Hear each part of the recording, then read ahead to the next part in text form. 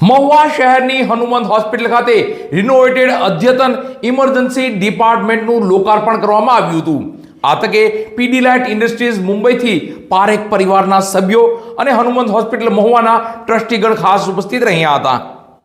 Hanumant hospital Mahuva ખાતે 24/7 emergency સુવિધામાં વધારો થાય અને આધુનિક મશીનરી અને સગવડતા સાથે સારી સારવાર કરી શકાય તેવા શુભ હેતુથી તારીખ 12 ડિસેમ્બર 2025 ને શુક્રવારના રોજ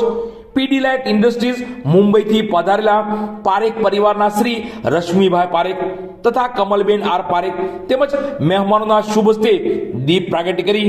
રિબિન ખોલીને નવા રિનોવેટેડ ઇમરજન્સી વિભાગને ખુલ્લો મૂકવામાં આવેલ છે। વિશાળ જગ્યામાં તૈયાર થયેલ રિનોવેટેડ ઇમરજન્સી સેવાઓ 24/7 સેવાઓ આપશે, જેમાં 7 જેટલા hydraulic bed, wheelchair bed, air condition ECG cardiac સારવાર વ્યવસ્થા, multipara monitor, syringe pump, oxygen supply,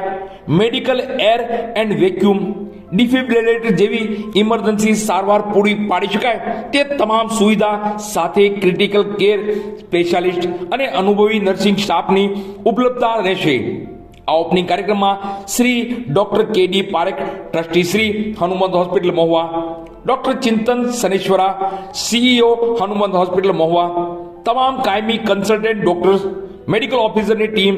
તમામ મેડિકલ નોન મેડિકલ સ્ટાફ તેમજ મેનેજમેન્ટ ટીમ ખાસ ઉપસ્થિત રહેલ હતા।